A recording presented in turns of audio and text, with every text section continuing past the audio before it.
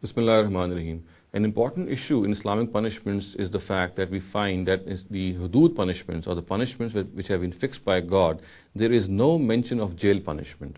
We find the whipping sentence, we find the penalty sentence, we find people whose hands have to be amputated in certain circumstances, but we do not find the jail punishment in any of the punishments which have been outlined by the Sharia.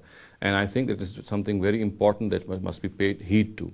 Now, if we realize the fact that the jail sentence or the jail punishment is something which is a very barbarous thing, it's a barbarity which mankind has invented for its own self.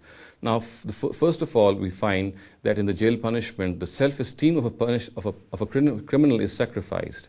He is made to beg for even ordinary things of life to others. He has to arise, he has to go to sleep, he has to go to the bathroom, and to follow other routines at the behest of other people. This, of course, damages his internal personality a lot. Now, secondly, his own family, his kids, his mother and father, his wife, they all also suffer with him. It's not just the criminal who suffers, but the whole family suffers. Now, one can easily imagine what happens, what comes in the minds of children who see their father behind bars, for example, or what goes through pious women who are made to live separately from their husbands.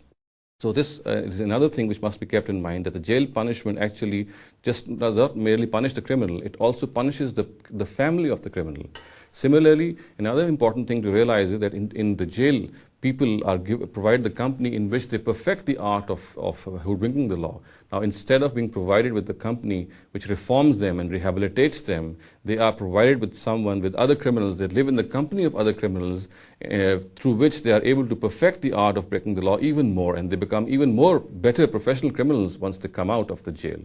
And finally, one must also realize that in the case of jail punishment, it is the law itself which fixes the time of when a person should reform himself, even though we realize that the law has no means of ascertaining this.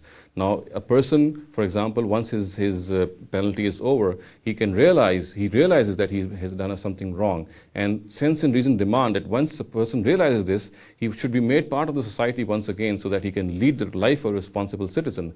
However, in the case of a jail punishment, that person is made to starve. He's made to spend even more time than actually he should have actually spent. He could have realized his folly right after 3 or 4 or 5 days, but then, since the law has fixed the penalty to maybe 2 years or 5 years or 10 years in the cases of various crimes, he must spend that time. This, of course, is again something very inhuman.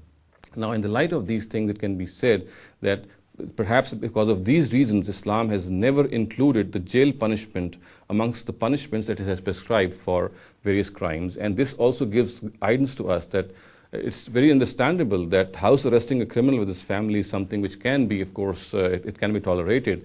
But putting a criminal behind bars for years and years is absolutely beyond, and is absolutely beyond human comprehension. It's a barbarity which human beings have to face in this form, and it should be avoided at all costs. قولوا قولي هذا واستغفر الله لي ولكم ولسائر المسلمين والمسلمات.